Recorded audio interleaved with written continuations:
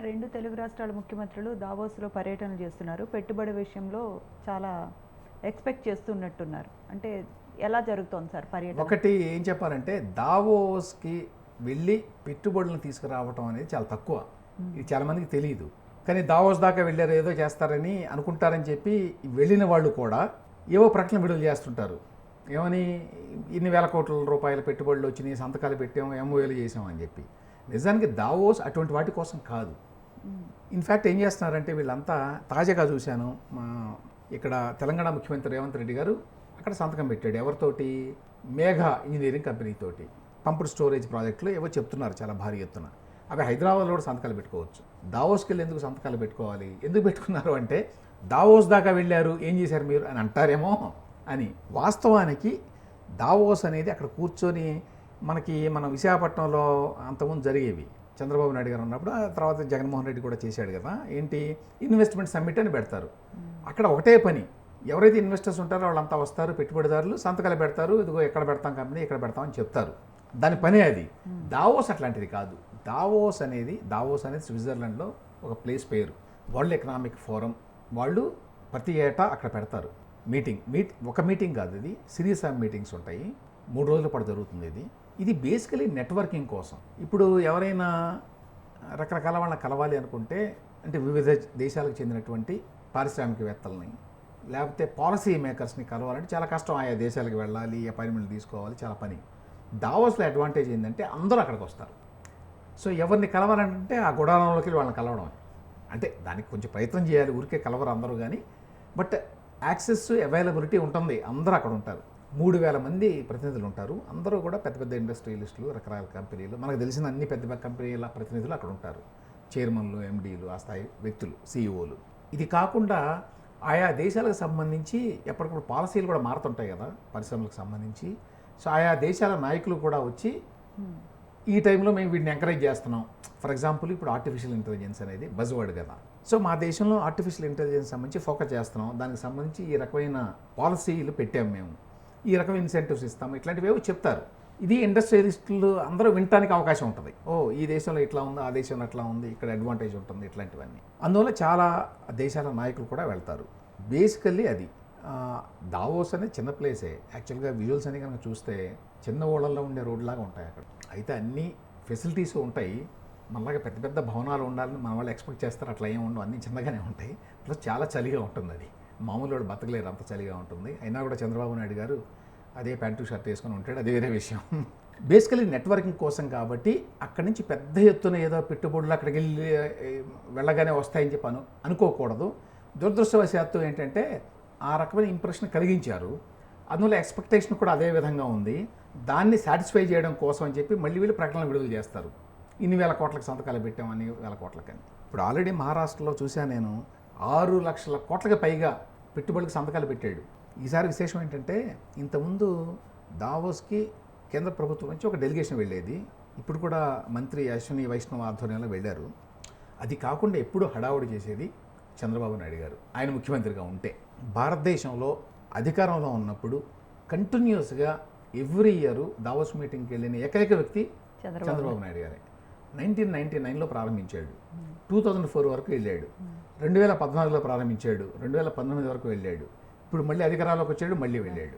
Last time కూడా ఆయన నారా లోకేష్ని తీసుకెళ్ళాడు, ఈసారి కూడా తీసుకెళ్ళాడు. నెట్వర్కింగ్ కోసం బేసికల్లీ. అందరికీ తెలియాలి కదా. ఇప్పుడు చంద్రబాబు నాయుడు గారు అంటే చాలామందికి తెలుసు, బిల్ గేట్స్ తెలుసు. ఇవాళ ఏదో కలుస్తాడని చెప్పారు, ఇంకా కలిసాడా లేదో నాకు తెలియదు. కానీ బిల్ గేట్స్ని కలవడం అంటే, ఫర్ ఎగ్జాంపుల్ చెప్తున్నాను, మామూలుగా ఒకటి అమెరికా వెళ్ళి వాళ్ళని కలవడం అసాధ్యం. ఇక్కడైతే అవైలబుల్గా ఉంటారు, అవైలబుల్గా ఉన్నా కూడా కలవరు అందరూ. దానికి మళ్ళీ ఒక నేము, ఒక బ్రాండ్ ఇమేజ్ అన్నీ ఉండాలి. అదృష్టవశాత్తు చంద్రబాబు నాయుడు గారికి అదైతే ఉంది. ఆయన పేరు మీద విజిటింగ్ కార్డు పంపిస్తే రమ్మంటారు లోపలికి. విజిటింగ్ కార్డు పంపిస్తారని కాదు, బట్ వాళ్ళ సెక్రటరీస్ ఫోన్ చేస్తే అది ఉంటుంది. అందువల్ల బిల్ గేట్స్ని ఆయన మళ్ళీ కలవగలుగుతున్నాడు. ఇది 3rd టైమో 4th టైమో అనుకుంటాను. అందరికీ అది సాధ్యం కాదు. జగన్మోహన్ రెడ్డి గారు అధికారంలో ఉన్నప్పుడు ఒకసారి వెళ్ళాడు. అప్పుడేమో కోవిడ్ వచ్చింది. కోవిడ్ వస్తే బహుశా 2 years ఏమో జరగలేదు అనుకుంటాను. మిగతా 3 yearsలో ఒక్కసారే వెళ్ళాడు. ఆయనకి ఇటువంటివేమో అలవాటు లేదు పాపం. అందువల్ల తప్పిపోయిన విద్యార్థిలాగా తిరిగాడు అటు ఇటు. అక్కడే కూర్చున్నాడు మా ఏపీ స్టాల్లోనే. పెద్దగా ఏమీ చేయలేదు. అంటే ఒకటేంటంటే కొత్తగా రాజకీయాల్లోకి వచ్చినా లేకపోతే కొత్తగా నాయకత్వంలోకి వచ్చినా కూడా కొంచెం కష్టమే. ఎందుకంటే దానికి అలవాటు కావాలి కదా. చంద్రబాబు నాయుడు ఎప్పటి నుంచో ఉన్నాడు కాబట్టి ఆయన పేరు తెలుసు కాబట్టి ఆయనకి ప్రత్యేకంగా ఇంట్రెస్ట్ ఉంది కాబట్టి అందరూ చంద్రబాబు నాయుడు అని రాస్తారు. ఇప్పుడు నేషనల్ మీడియాలో కూడా దావోస్లో ఇది జరిగినప్పుడల్లా డబ్ల్యూఈఎఫ్ మీటింగు ప్రతిసారి చంద్రబాబు నాయుడు గురించి ఏపీ గురించి రాసేవాళ్ళు ఎవ్రీ టైం. లాస్ట్ టైం నాకు గుర్తున్నది శేఖర్ గుప్తా వెళ్ళేటప్పుడు వీళ్ళు ఇంకా ఎక్కువ హడావుడి చేశారు. 2014-19 మధ్యకాలంలో ఒక బస్సు పెట్టారు దావోస్లో తిరగడానికి ఊరికినే స్ట్రీట్స్ మీద. ఏంటి ఏపీ ఆ ఫ్లెక్సీలు అంటించి దానికి పేరు పెట్టారు, నేను మర్చిపోయాను. రైజింగ్ ఏపీ కాదు, sunrise state. Sunrise state అని అప్పట్లో ఇస్తే దాన్ని జగన్మోహన్ రెడ్డి వచ్చి తీసిపడేశాడు. వీళ్ళు ఎందుకో మళ్ళీ దాన్ని చేపట్టలేదు కానీ వెనక ఒక సింబల్ ఉంటుంది, ఆ సింబల్ మాత్రం పెట్టారు. సన్ సింబల్ అది యాక్చువల్గా, దాన్నే కొంచెం స్టైలైజ్ చేశారు. అది డిస్కంటిన్యూ చేశాడు జగన్మోహన్ రెడ్డి, అందువల్ల పోయింది. బ్రాండ్ ఎప్పుడూ కూడా అట్లా చేయకూడదు. బ్రాండ్ అనేది కంటిన్యూస్గా ఉంటే తప్ప జనం మెదడులోకి వెళ్ళదు. అది సన్ రైజ్ స్టేట్ అని చెప్పి సన్ గుర్తుతోటి చేసేవాళ్ళు. ఈసారి ఎందుకనే ఎక్కువగా పెట్టలేదు కూడా వీళ్ళు కూడా. అయితే అవన్నీ ఒక బస్సు పెట్టి తిప్పటం, అద్దెకి తీసుకొని చాలా ఎక్స్పెన్సివ్ ఉంటుంది అక్కడ. తర్వాత ఒక స్టాల్ పెట్టారు. ఒక రాష్ట్రం ఒక స్టాల్ పెట్టడం అదే ఫస్ట్ టైం అట. దేశాలకే ఉంటాయి స్టాల్స్, రాష్ట్రాలకు కాదు. ఫస్ట్ టైం పెట్టాడు. అట్లా కొంచెం హడావుడి చేస్తూ ఉంటాడు ఎప్పుడు. ఈసారి వెరైటీ ఏమిటంటే 6 రాష్ట్రాలు పార్టిసిపేట్ చేస్తున్నాయి. ఇంతకుముందు చేసేవి కాదు. ఇంతకుముందు ఒక చంద్రబాబు నాయుడే వెళ్ళేవాడు ఇండియా నుంచి. 6 రాష్ట్రాలు ఏమేంటంటే యూపీ, మహారాష్ట్ర, సౌత్లో 4 రాష్ట్రాలు ఏపీ, తెలంగాణ, కేరళ, కర్ణాటక.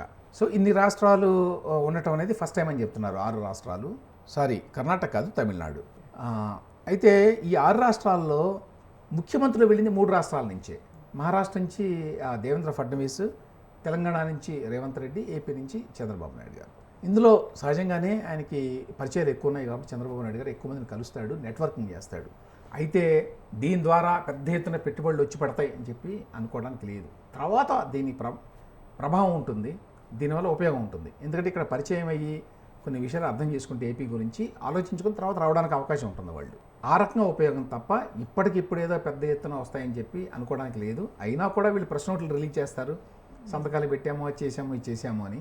ఇంకొకటి ఏంటంటే ఇవన్నీ కూడా ట్రాన్స్లేట్ అవ్వడం కూడా చాలా కష్టం. ఎంఓఏలు చేసుకుంటారు, బాగానే ఉంది. అయితే ఇంతవరకు పెట్టుబడులు అయితే రాలేదా సార్? పెట్టుబడులు వచ్చినాయి, కొన్ని సంతకాలు పెట్టారు. ఓకే, పెట్టారు, వీళ్ళు పెట్టారు, రేవంత్ రెడ్డి గారు పెట్టాడు, కొన్ని పెట్టారు. బట్ అది నేను చెప్పాను కదా, రేవంత్ రెడ్డి ఇవాళ నిన్న మేఘా ఇంజనీరింగ్తో పెట్టాడు. అది అక్కడ పెట్టక్కర్లేదు, ఇక్కడే పెట్టుకుంటారు. ముందే తెలుసు, ఇక్కడ హైదరాబాద్లో తెలుసు, కానీ అక్కడ పెడితే బాగుంటుందని చెప్పి అక్కడికి వెళ్ళి ప్రకటిస్తారు. అది నేను చెప్పేది. అలా కాకుండా ఏదన్నా ఫారిన్ కంపెనీ ఏదైనా అప్పటికప్పుడు రేవంత్ రెడ్డి గారు ఆ గవర్నమెంట్ చేసిన ప్రజెంటేషన్ చూసి ఇప్పుడు మేము వస్తామని చెప్పి అనుకుంటే అది వేరే విషయం. అట్లా కాదు, ఇది ముందే అనుకున్నది. ఏమైనప్పటికీ ఇది బేసికలీ నెట్వర్కింగ్. అయితే దీని మీద కూడా విమర్శలు ఉన్నాయి. మళ్ళీ దావోస్లో జరిగే డబ్ల్యూఎఫ్ దీన్ని గమ్మత్ ఏమిటంటే అటు లెఫ్టిస్టులు ఇటు రైటిస్టులు ఇద్దరు విమర్శిస్తారు. వామపక్షవాదులేమో ఇదంతా సామ్రాజ్యవాద శక్తులన్నీ ఒక చోటకు వచ్చి కుట్ర పన్ని ప్రపంచాన్ని వాళ్ళ అదుపులో తీసుకోవడానికి ఏదో చేస్తారని వాళ్ళ విమర్శలు. ఈ రైట్ వింగ్ సాంప్రదాయవాదులు కూడా ఏంటంటే వీళ్ళు ప్రజల మీద కంట్రోల్ పెంచుకోవడానికి వీళ్ళంతా కార్పొరేషన్లు అంటారు వీటిని. కార్పొరేషన్లన్నీ తయారయ్యి వీళ్ళంతా అక్కడికి వెళ్ళి కూర్చొని ప్లాన్లు గీసి జనం మీద రుద్దుతున్నారు అనేది వాళ్ళ విమర్శ. సో రెండు వైపుల నుంచి కూడా వరల్డ్ ఎకనామిక్ ఫోరం మీద విమర్శలు అయితే ఉన్నాయి ఎప్పటి నుంచో. క్లాజ్ ష్వాబ్ అనే అతను దానికి ఫౌండరు, అతను ఇప్పటికే ఉన్నాడు. అతను ఒక పెద్ద విలనస్ ఫిగర్గా అమెరికాలో రైట్ వింగ్ సెక్షన్స్లో ఒక పేరు ఉంది. అందువల్ల చంద్రబాబు నాయుడు గారు కూడా కొంతమంది విమర్శిస్తారు, ఏంది వరల్డ్ ఎకనామిక్ ఫోరంకి వెళ్ళి అక్కడ వాళ్ళతో భుజాలు ఆయన రాసుకుంటున్నాడు, ఇదంతా కూడా కార్పొరేట్ దిగ్గజాల వ్యవహారం తప్ప సామాన్య ప్రజలకు ఉపయోగపడేది ఏమి ఉండదు అనేటువంటి విమర్శ కూడా ఉంది. మొత్తానికి దీనివల్ల ఉపయోగం ఒకటే ఏమిటంటే నెట్వర్కింగ్ చేసుకోవటం, ప్రపంచంలో పెద్ద పెద్ద కంపెనీల ప్రతినిధులు అందరితో కలిసి మాట్లాడడం, మన రాష్ట్రం గురించి లేక మన దేశం గురించి వాళ్ళకి పరిచయం చేయటం, ఇక్కడికి వచ్చి బిజినెస్ చేస్తే ఉండే ఉపయోగాలు ఏమిటో చెప్పటం. రైట్, థ్యాంక్ యూ రమేష్ గారు.